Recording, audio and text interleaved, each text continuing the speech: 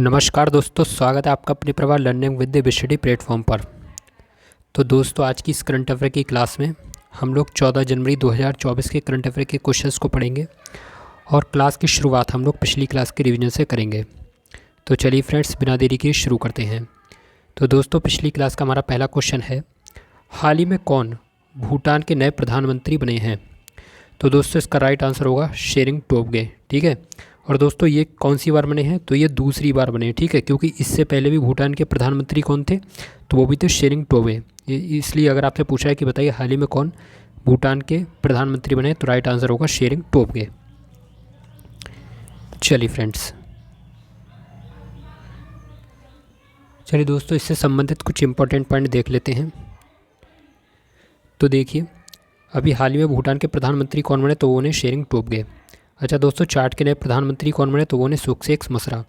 France के प्रधानमंत्री Gabriel अटल बने हैं। बांग्लादेश की प्रधानमंत्री शेख हसीना 5वीं बार बनने वाली हैं। और फिनलैंड के प्रधानमंत्री कौन बने हैं दोस्तों? तो वो बने पेट्री ओरपो। चलिए फ्रेंड्स, अगले क्वेश्चन को देख लेते हैं। तो फ्रेंड्स, नेक्स्ट क्वेश्चन स्क्रीन पर, हाल ही में अंतर्राष्ट्रीय हॉकी महासंघ ने हॉकी टूर्नामेंट के प्रसारण के लिए किसके साथ समझौता किया है? तो दोस्तों, इसका राइट आंसर होगा वाईकॉम 18। ठीक है, मैंने आपको बताया था कि अब जो अंतर्राष्ट्रीय हॉकी महासंघ है उसने अभी हाल ही में हॉकी टूर्नामेंट के प्रसारण के लिए वाईकॉम 18 के साथ में समझौता किया है। चलिए फ्रेंड्स, अगला क्वेश्चन है, हाल ही में किस शहर ने स्वच्छ सर्वेक्षण पुरस्कार 2023 के अंतर्गत सबसे स्वच्छ शहर का पुरस्कार जीता है? तो दोस्तों, इसका राइट आंसर होगा ऑप्शन ए व बी दोनों, क्योंकि इसमें दोस्तों जो इंदौर और सूरत है, इन दोनों ने ही इस बार स्वच्छ सर्वेक्षण 2023 के लिए सबसे स्वच्छ शहर का पुरस्कार जीता है। और इंदौर ने लगातार ये 7वीं बार पुरस्कार जीता है। चलिए फ्रेंड्स, अगला क्वेश्चन है, हाल ही में बसवराज एस को किस राज्य के मुख्यमंत्री का सचिव नियुक्त किया गया है?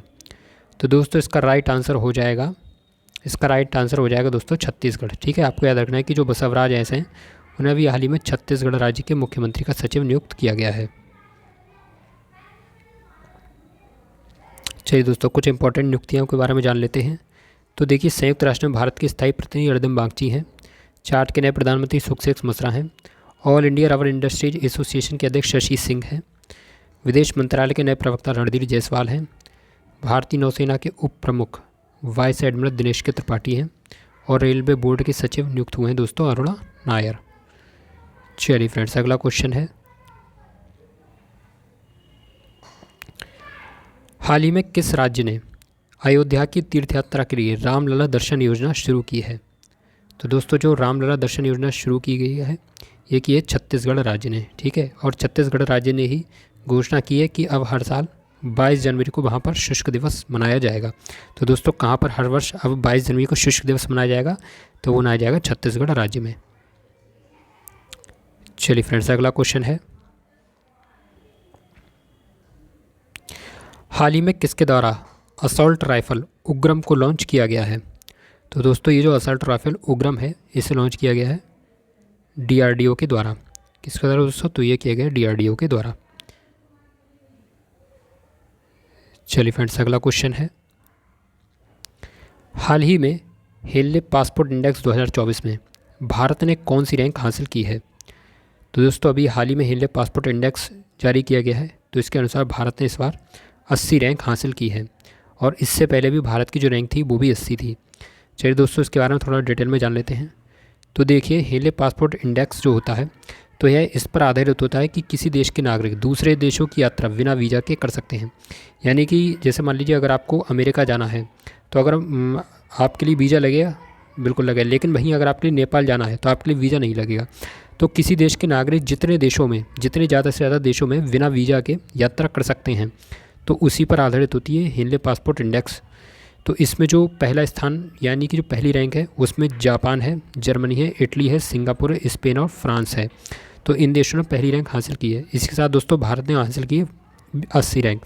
और आपको ये भी जानना आवश्यक है कि भारत के नागरिक कुल 62 देशों की बिना वीज़ा की यात्रा कर सकते हैं। इसी के साथ दोस्तों जिन देशों ने पहली रैंक हासिल की है, जिनमें Germany, Japan, Italy, Singapore, Spain, France, तो इनके नागरिक जो हैं वो पूरे 194 देशों की बिना वीज़ा के यात्रा कर सकते हैं।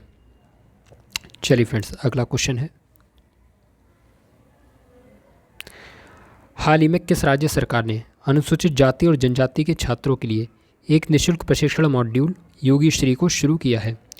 तो दोस्तों राइट आंसर होगा इसका पश्चिम बंगाल। तो अगर आपसे पूछा है कि बताइए एक निःशुल्क प्रशिक्षण मॉड्यूल योगी श्री किस राज्य में शुरू किया गया है, तो ये किया गया पश्चिम बंगाल में। और ये किससे संबंधित है? तो ये है अनुसूचित जाति और जनजाति के छात्रों के लिए निःशुल्क प्रशिक्षण से। चलिए फ्रेंड्स, अगला क्वेश्चन है, निम्नलिखित में से कौन सा देश जुलाई 2024 में पहली बार यूनेस्को की विश्व धरोहर समिति की मेजबानी करेगा? तो दोस्तों इसका राइट आंसर होगा भारत। चलिए फ्रेंड्स, अगला क्वेश्चन है, हाल ही में किस देश के चंगी हवाई अड्डे को विश्व के सर्वश्रेष्ठ हवाई अड्डे का खिताब मिला है? तो दोस्तों ये जो चंगी हवाई अड्डा है इसे विश्व के सर्वश्रेष्ठ हवाई अड्डे का खिताब मिला है। तो दोस्तों ये किस देश का है? तो ये है सिंगापुर का। चलिए फ्रेंड्स, अब शुरू हो गई है हमारी आज की क्लास, और आज की क्लास का हमारा पहला क्वेश्चन है, हाल ही में दुनिया में चिकित्सा सुविधाओं की विस्तार करने के लिए भारत ने कौन सी पहल शुरू की है? तो दोस्तों इसका राइट आंसर होगा heal in India, heal by India. आपको याद रखना है कि जो heal India, heal by India है, यह भी भारत के द्वारा शुरू की गई है दुनिया में चिकित्सा की सुविधाओं का विस्तार करने के लिए। चलिए फ्रेंड्स, अगला क्वेश्चन है, हाल ही में किस देश ने आपातकाल की घोषणा की है? तो दोस्तों अभी हाल ही में आपातकाल की घोषणा की है। तो दोस्तों ये किसने की है? तो राइट आंसर होगा आपका पापुआ न्यू गिनी। चलिए दोस्तों, अगला क्वेश्चन है, हाल ही में मोदी एनर्जाइजिंग ए ग्रीन फ्यूचर नामक पुस्तक का विमोचन किसने किया है? तो दोस्तों ये जो किताब है मोदी एनर्जाइजिंग ए ग्रीन फ्यूचर, तो इसका विमोचन किया है भूपेंद्र यादव जी ने। किसने दोस्तों किया है? तो ये किया है भूपेंद्र यादव जी ने। चलिए दोस्तों, ये कुछ इंपॉर्टेंट किताबें हैं जिनके बारे में जान लेते हैं। तो हाल ही में लिखी गई पुस्तक, तो देखिए दोस्तों जो 4 स्टार्स ऑफ डेस्टिनी है ये किसने लिखी है? तो ये लिखी है मनोज मुकुंद नरवणे जी ने। अगली दोस्तों राम मंदिर राष्ट्र मंदिर एक साझी विरासत, तो इसको लिखा है आरिफ मोहम्मद खान ने। नेक्स्ट है दोस्तों वेलकम टू पैराडाइज, तो इसे लिखा है ट्विंकल खन्ना ने। नेक्स्ट है दोस्तों ब्रेकिंग द मोल्ड, इसे लिखा है रघुराम राजन है। और अगली है दो पलकों की छाँव में, इसे लिखा डॉक्टर हिमा जोशी ने। और दोस्तों अगली है रेसिलेंट इंडिया, तो इसको किसने लिखा है? तो वो लिखा है पुष्कर सिंह धामी जी ने। ये सारी मैं आपको कई बार बता चुका हूँ। चलिए फ्रेंड्स, अगला क्वेश्चन देख लेते हैं, हाल ही में किसके लिए विश्व व्यापार संगठन में भारत का राजदूत नियुक्त किया गया है? दोस्तों अभी हाल ही में जो विश्व व्यापार संगठन में भारत के नए राजदूत नियुक्त हुए हैं उनका नाम है सेंथिल पांडियन। क्या नाम है दोस्तों इनका? तो ये है इनका नाम सेंथिल पांडियन। चलिए दोस्तों, कुछ और प्रमुख आज नियुक्ति के बारे में जान लेते हैं जिन्हें पहले भी हमने पढ़ा था, एक बार फिर से देख लेते हैं। तो देखिए जो संयुक्त राष्ट्र में भारत के स्थायी प्रतिनिधि वो तो हैं अरिंदम बागची। अच्छा दोस्तों, जो विश्व व्यापार संगठन में भारत के राजदूत कौन बने हैं? तो ये तो मैंने आपको बताई थी, ये बने हैं सेंथिल पांडियन। अगले हैं सीआरपीएफ के महानिदेशक, ये बने हैं दोस्तों अनीश दयाल सिंह। और रक्षा मंत्रालय में महानिदेशक कौन बने हैं दोस्तों? तो वो बने हैं समीर कुमार सिन्हा। अगले हैं दोस्तों जो बिम्स्टेक के महासचिव हैं, ये बने हैं इंद्रमणि पांडे। और रेलवे बोर्ड की सचिव दोस्तों कौन बनी है? तो वो बनी है अरुणा नायर। चलिए, ये आ गया हमारा दोस्तों वेरी इंपॉर्टेंट क्वेश्चन, खासकर जो बच्चे यूपी कांस्टेबल की तैयारी कर रहे हैं उनके लिए खासकर इंपॉर्टेंट है। तो देखिए हाल ही में उत्तर प्रदेश के किस ज़िले के बेसन के लड्डू को जीआई टैग दिया गया है? तो दोस्तों राइट आंसर आपका होगा अयोध्या। ठीक है, जो उत्तर प्रदेश का अयोध्या ज़िला है उसके अभी हाल ही में बेसन के लड्डू को जीआई टैग दिया गया है।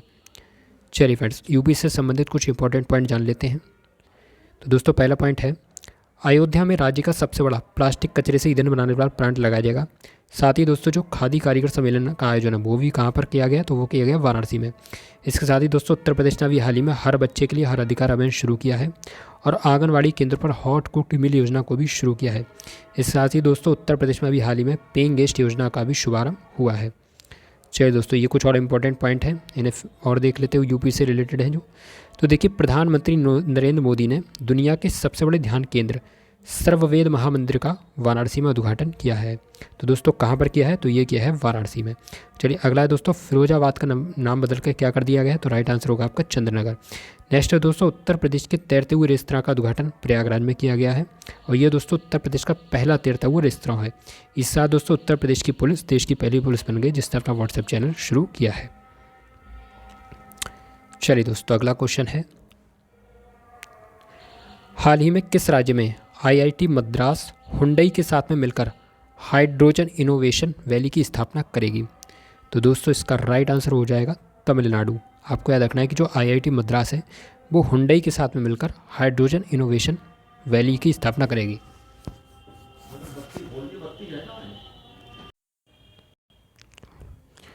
तो चलिए फ्रेंड्स, अगला क्वेश्चन है,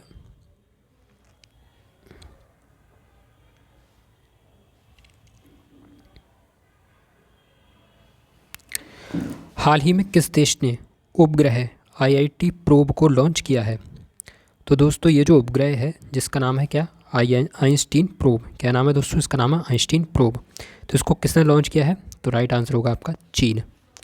चलिए फ्रेंड्स, अगला क्वेश्चन है,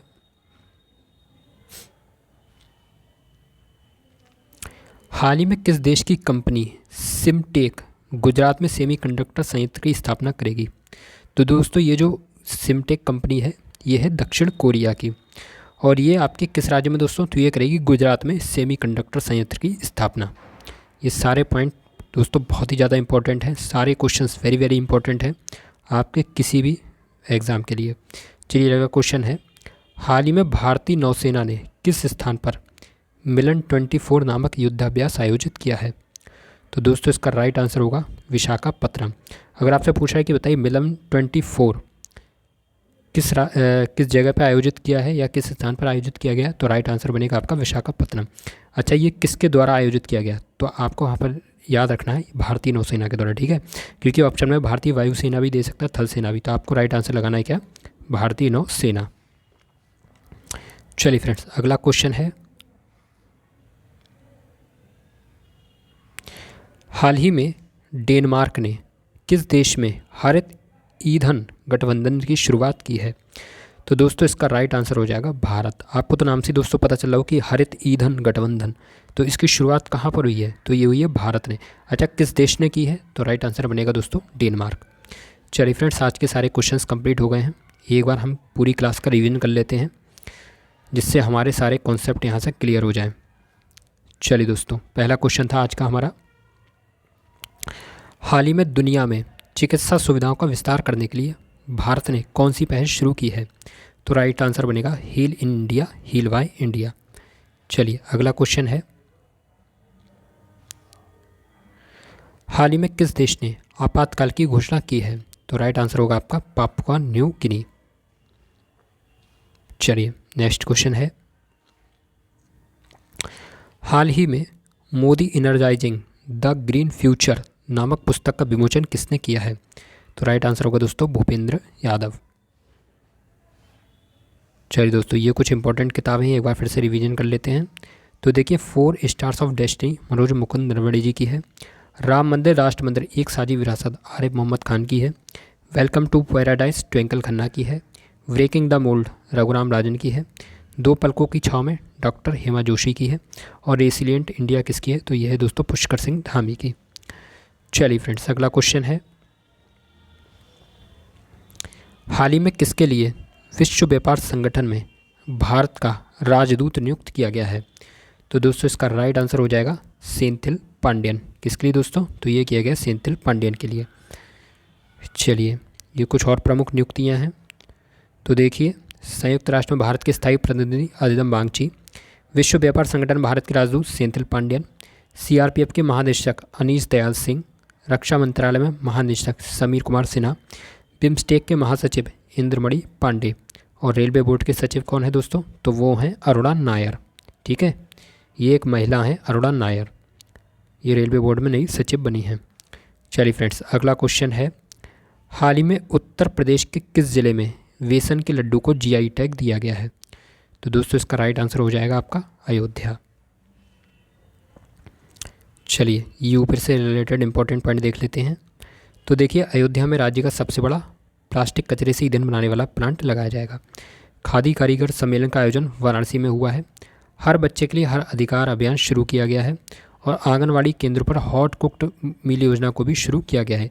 इसके साथ ही उत्तर प्रदेश में अभी हाल ही में पेइंग गेस्ट योजना का भी शुभारंभ हुआ है। चलिए फ्रेंड्स, कुछ और इम्पोर्टेंट पॉइंट देख लेते हैं यूपी से रिलेटेड। तो देखिए, प्रधानमंत्री नरेंद्र मोदी ने दुनिया के सबसे बड़े ध्यान केंद्र सर्ववेद महामंदिर का वाराणसी में उद्घाटन किया है? इसके साथ ही दोस्तों अभी फिरोजाबाद का नाम बदलकर चंदनगर कर दिया गया है। और उत्तर प्रदेश के पहले तैरते हुए रेस्तरां का उद्घाटन प्रयागराज में किया जाएगा। अच्छा, उत्तर प्रदेश की पुलिस देश की पहली पुलिस बन गई जिसने अपना व्हाट्सएप चैनल शुरू किया है।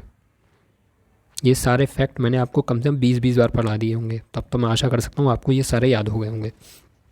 चलिए फ्रेंड्स, अगला क्वेश्चन है, हाल ही में किस राज्य में आईआईटी मद्रास हुंडई के साथ मिलकर हाइड्रोजन इनोवेशन वैली की स्थापना करेगी?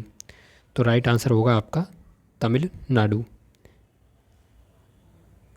चलिए अगला क्वेश्चन है, हाल ही में किस देश ने उपग्रह आइंस्टीन प्रोब लॉन्च किया है? तो दोस्तों ये जो आइंस्टीन प्रोब उपग्रह है ये लॉन्च किया है चीन ने। दोस्तों अगर आपसे पूछा है कि बताइए दुनिया की सबसे गहरी लैब किसने बनाई है, ठीक है, या दुनिया की सबसे गहरी लैब किस देश के द्वारा निर्मित की गई है, तो वहाँ पर भी आपका राइट आंसर होगा चीन। ठीक है, चीन ने क्या किया है, दुनिया की सबसे गहरी लैब निर्मित की है। चलिए अगला क्वेश्चन है, हाल ही में किस देश की कंपनी सिमटेक गुजरात में सेमीकंडक्टर संयंत्र की स्थापना करेगी? तो राइट आंसर होगा आपका दक्षिण कोरिया।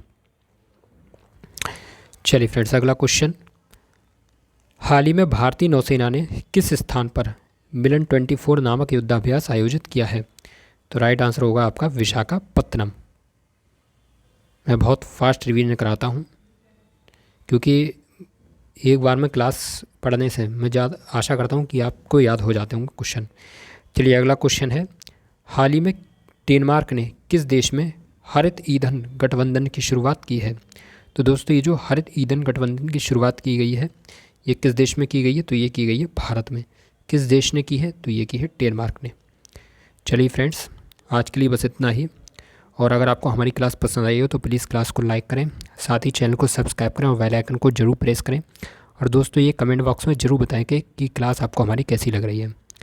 तो चलिए फ्रेंड्स इसी के साथ विदा लेते हैं और मिलते हैं अगले नेक्स्ट क्लास में। तब तक के लिए नमस्कार, जय हिंद, वंदे मातरम।